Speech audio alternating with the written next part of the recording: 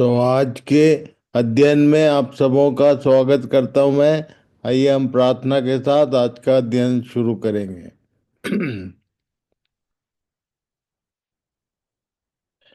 हमारे अत्यंत दयालु प्रेमी परमेश्वर पिता, प्रभु यीशु मसीह के पवित्र और मीठे नाम से आपके चरणों में आते हैं। आपका धन्यवाद, आपकी बड़ाई, आपकी प्रशंसा करते हैं। आपने आज का ये दिन फिर से हमें दिया, हमारी अगुवाई की। आपने मेरी सहायता की कि फिर से मैं अपने लोगों के साथ अब आपके वचन को शेयर कर सकूं। और इसलिए मुझ पर और जितने प्रिय लोग जो पार्टिसिपेंट्स हैं, जो जुड़ रहे हैं, सबको प्रभु नाम बनाम आप आशीष प्रदान करें। साल के शुरू में आप हम सबों का मार्गदर्शन करें प्रभु, कि आने वाले साल में हम कैसे जीवन बिताएं और कैसे हम बहुतों के लिए आशीष का कारण ठहरें। प्रभु जी, इस संगति को, इस अध्ययन को आपके चरणों में सौंपते हैं।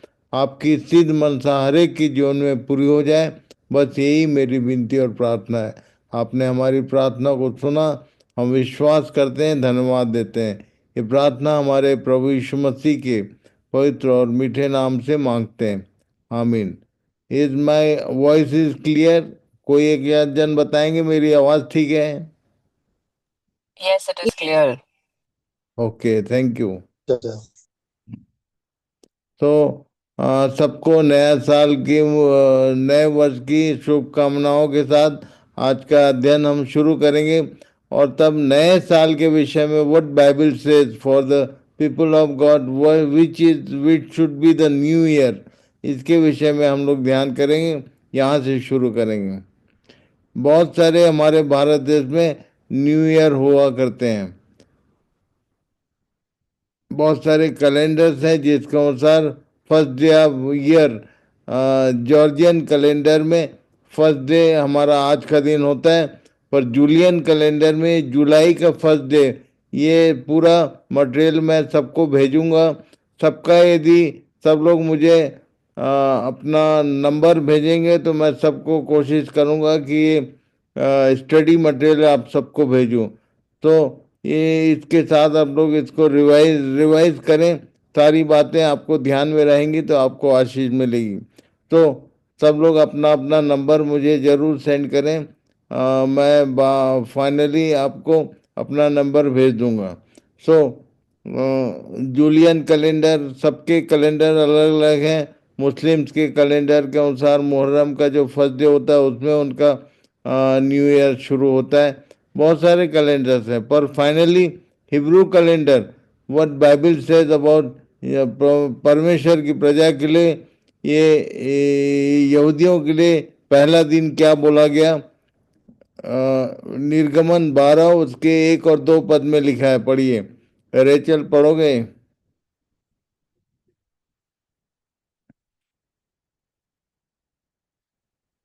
रेचल, और you they?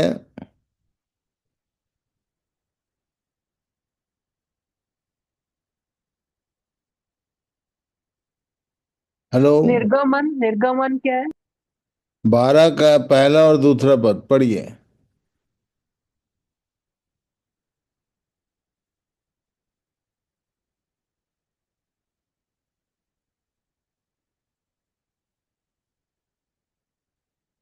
Anyone can read it.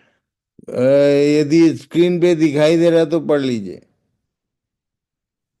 फिर यहोवा ने मिस्र देश में मूसा और हारून से कहा कि यह महीना तुम लोगों के लिए आरंभ का ठहरे, अर्थात वर्ष का पहला महीना यही ठहरे। वर्ष का पहला महीना उनके लिए, वर्ष के आरंभ का महीना ये ठहरे करके उसने बताया कि कहाँ से वर्ष का आरंभ होगा, पहला महीना, पहला दिन कौन सा होगा, ये उसके लिए, उनके लिए उसने निर्धारित किया।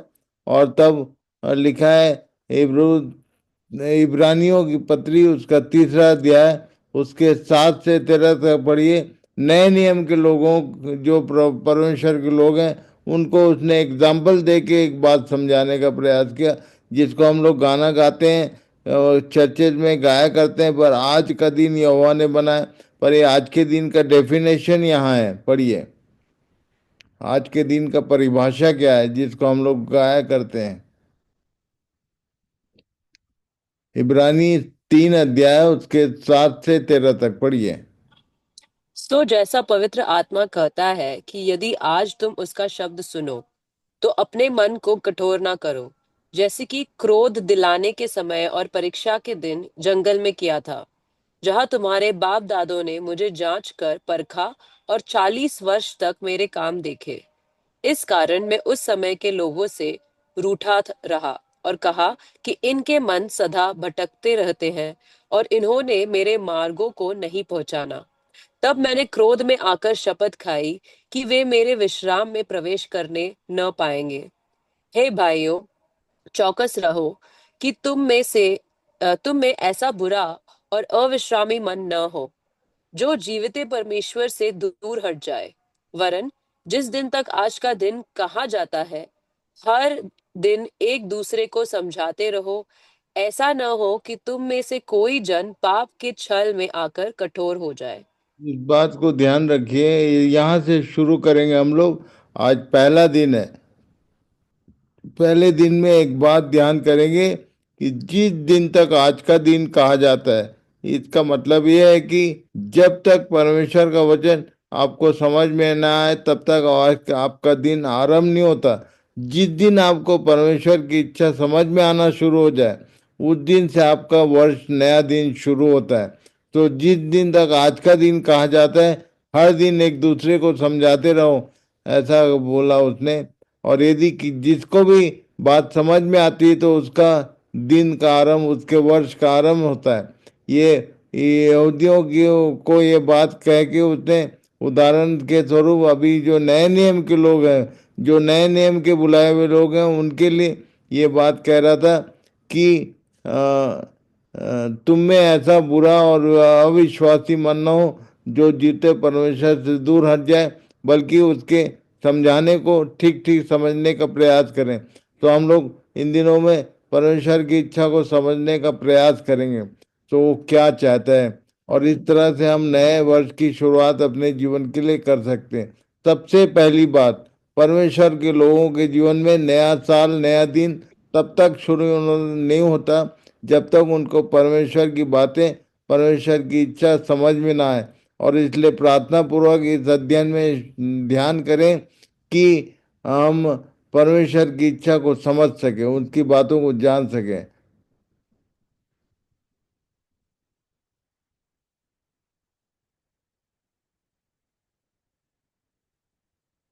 बाइबल अध्ययन शुरू कर रहे हैं हम लोग। बाइबल का एक बेसिक मतलब प्रभु ने मुझे समझाया, वो मैं आपको स्क्रीन पर प्रोजेक्ट किया हूँ। पढ़ो फैन जी। Bible means what? Basic information before living earth.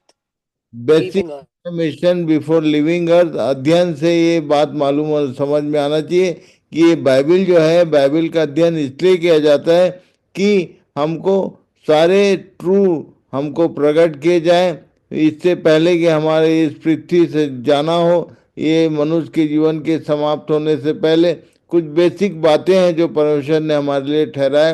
Bible में वो बातें लिखित में हमको दी गई हैं, और इसलिए उन बातों को समझने का प्रयास करेंगे।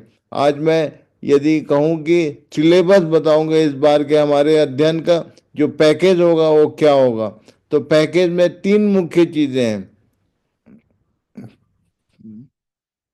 Basic information about God the father, then Lord the son. यूहन्ना 17 का 3 निकाल के पढ़ लो एक बार। यूहन्ना सुसमाचार, यूहन्ना रचित सुसमाचार, उसका 17 अध्याय का 3रा पद पढ़िए। John chapter 17 verse 3। और अनंत जीवन यह है कि वे तुझ अद्वैत सच्चे परमेश्वर को और यीशु मसीह को जिसे तूने भेजा है जाने। दो पर्सनैलिटी को जानना ही अनंत जीवन है, ये उसने डिफाइन किया। ईशु, हमारे प्रभु यीशु ने ये बात कही थी। और इसलिए ये हमारा सबसे पहला टॉपिक होगा कि हम अपने परमेश्वर को और उसके पुत्र जो हमारा प्रभु है उसको जानने का प्रयास करेंगे। हमारी जानकारी हो सकती हो उसके विषय में, पर परमेश्वर के वचन में लिखा है कि जो यदि हम कोई कहे कि मैं उसको जानता हूं, तो जैसा जानना चाहिए वैसा अब तक नहीं जानता। पहला कुरिन्थी 8 अध्याय उसके 2 पद में लिखा है, पढ़िए।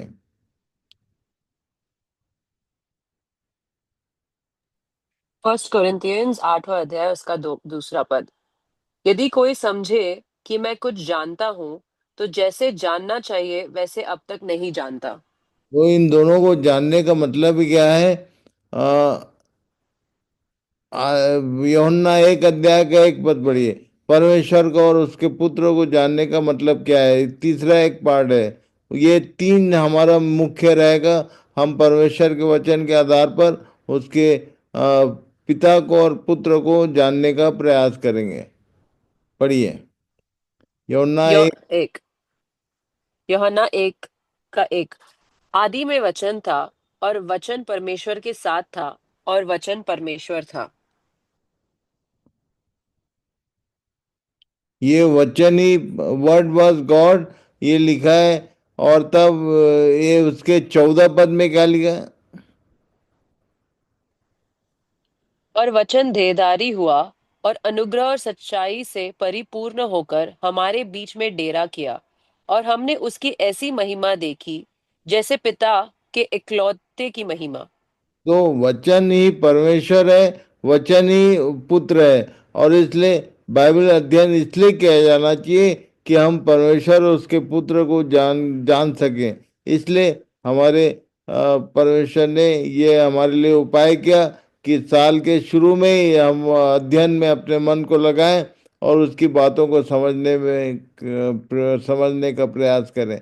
इसी के माध्यम से हमको अनंत जीवन मिलेगा। पढ़िए। ज्ञान, नॉलेज, अनंत जीवन, इटर्नल लाइफ। नॉलेज के ऊपर इटर्नल लाइफ डिपेंड करता है, उसके कहने का मतलब ये है। पर उसके विषय में कुछ बातें और हैं जिसको हम ध्यान करेंगे। ये ती, ती, टाइटस की जो एपिस्टल है उसमें लिखा है, तीतुस 1 उसके 14, 15, 16 में। पढ़िए। यह गवाही सच है, इसलिए उन्हें कढ़ाई से चितौनी दिया कर कि वे विश्वास में पक्के हो जाए, और वे यहूदियों की कथा कहानियों और उन मनुष्य की आज्ञाओं पर मन न लगाए जो सत्य से भटक जाते हैं। शुद्ध लोगों के लिए सब वस्तु शुद्ध है, पर अशुद्ध और अविश्वासियों के लिए कुछ भी शुद्ध नहीं, वरन उनकी बुद्धि और विवेक दोनों अशुद्ध है। वे कहते हैं कि हम परमेश्वर को जानते हैं, पर अपने कामों से उसका इनकार करते हैं, क्योंकि वे घृणित और आज्ञा न मानने वाले हैं, और किसी अच्छे काम के योग्य नहीं। एक कैटेगरी दुनिया में ऐसी है, इसके विषय में यहाँ पर इंफॉर्मेशन है। लोग कहते हैं कि हम परमेश्वर को जानते हैं, पर उनके काम उसका इनकार करते हैं कि ये परमेश्वर को जानने वाले लोग। जो परमेश्वर को जानता है उसके काम घृणित और डिसोबीडियंट नहीं होंगे। यहाँ लिखा है क्योंकि वे घृणित और आज्ञा न मानने वाले हैं और किसी अच्छे काम के योग्य नहीं, पर वो बोलते जरूर है कि हम परमेश्वर को जानते हैं। आज दुनिया में हमारे भारत में मैं बहुत सारे एरिया में जाते रहता हूँ, मैंने देखा है एग्जैक्टली ये लाइन सही है। परमेश्वर के वचन में लिखा है, हम परमेश्वर को जानते हैं बोलते हैं लोग, पर उनके काम जो है वो उसका इनकार करते हैं, क्योंकि वे घृणित और आज्ञा न मानने वाले और किसी अच्छे काम भले काम के योग्य नहीं है। और उसके बाद ये याकूब, जेम्स 3:13-17, ये अ, याकूब 3 अध्याय उसके 13 से 17 तक पढ़िए।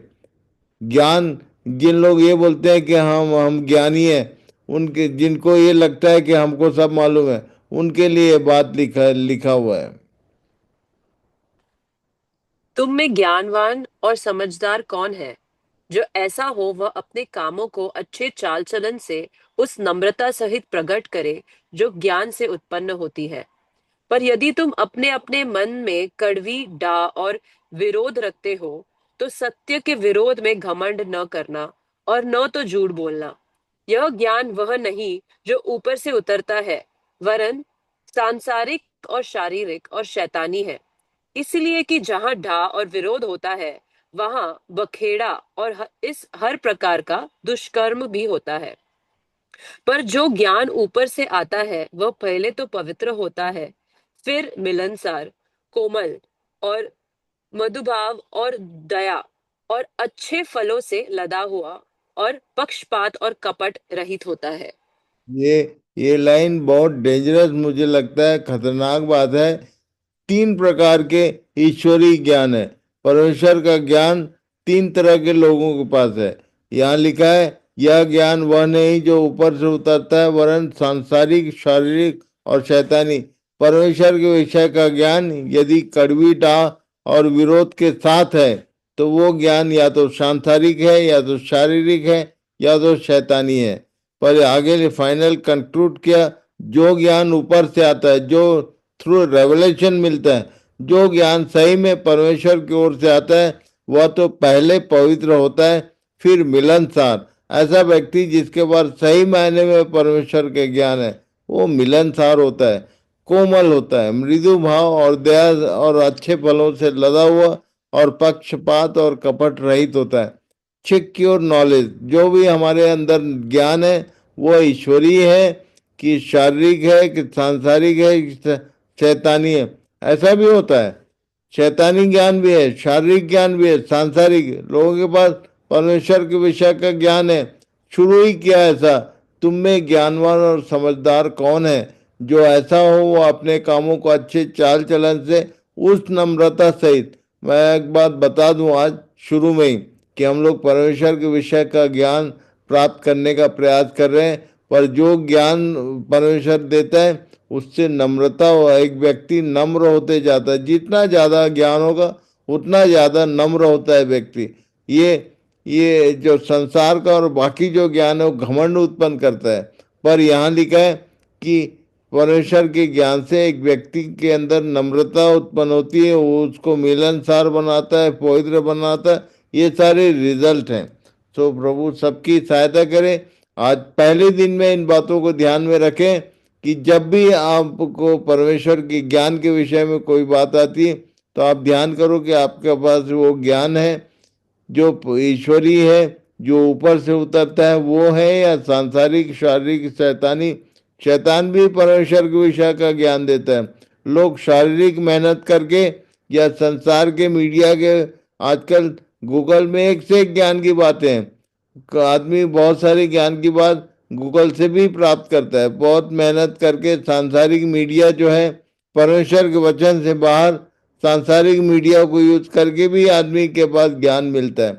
पर परमेश्वर का ज्ञान हमेशा एक व्यक्ति के अंदर कुछ कुछ रिजल्ट उत्पन्न करता है। फिर से एक बार पढ़ेंगे, जो ज्ञान ऊपर से आता है, वह पहले तो पवित्र होता है, फिर मिलनसार, कोमल और मृदु भाव और दया और अच्छे फलों से लदा हुआ और पक्षपात और कपट रहित होता है। तो जब भी आप परमेश्वर के वचन को अध्ययन करते हैं, तो ये बातें आपके बैकग्राउंड में, आपके ध्यान में होना चाहिए कि जो कुछ मैं सीख रहा हूँ, जो कुछ मेरे नॉलेज में आ रहा है, उससे मेरे अंदर नम्रता डेवलप हो रही है या घमंड आ रहा है। तो इन विषयों में प्रभु सबकी सहायता करे। तो हम लोग आज के दिन केवल मैंने सिलेबस बताया कि हम लोग आने वाले समयों में परमेश्वर के वचन को और भी गहराई से ध्यान करेंगे, और उस परमेश्वर के वचन के माध्यम से पिता पर और पुत्र पर अपनी दृष्टि करेंगे और उसको समझने का प्रयास करेंगे। तो आज के दिन यही कंक्लूड करूंगा मैं कि हम सब इन बातों को ध्यान में रखें।